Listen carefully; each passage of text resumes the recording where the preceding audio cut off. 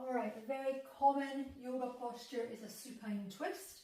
But sometimes if you have cording or a tight shoulder after surgery or radiotherapy, then this can feel really difficult. So some ways to modify it. We'll look at the legs first of all. So you can have cushions to the outside of your knees, or one between your knees and one to the outside of your knees. Your feet can be just as bent up as you would like. Hands can rest on the tummy to start with. Inhaling here and then exhaling, taking your knees over to the cushion. Just making sure that everything's supported in your legs. You can either keep your arms here if this feels like enough of a stretch down the side. So you're moving the direction your knees move away from is your affected side. Or you might want to move your arms into a position as well. So they may want to come straight along the floor. You might want to slide them up so they're in more of a Y shape. Or you might want to see how it feels to bend them into a cactus sort of shape. You can experiment with the knees coming to the other side, landing on a cushion on the other side, moving the arm into a position where you feel a stretch down this side, but nothing feels too tight and pulling. Shouldn't make you want to wince. So you might want to keep the elbow close to your side and the arm straight to start off with, and then progress further.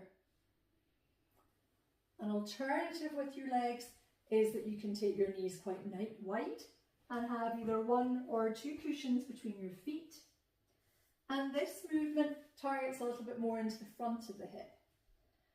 So you inhale here to prepare again, exhale, and the knees are coming over onto your cushions. If you need something on the underside of the faraway knee, then you can put another cushion in there.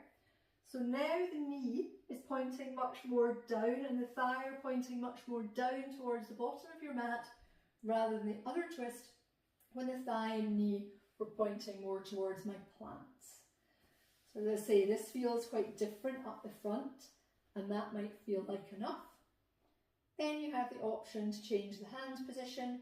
Once again, hand flat on the floor, shoulder blade nestled down, maybe your hand coming out straight, again in contact with the floor, maybe the arm coming up further, in contact with the floor.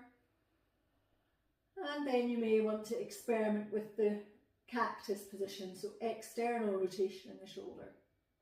If you find you're sort of stuck in this position without your hand touching the ground, then you need to bring something in, a prop in, so that your arm is supported. You don't want your hand just to be hanging in space. So just make sure it's supported on something. I would recommend these exercises for 8 weeks post-op and in liaison with your physio or your scar therapist as well.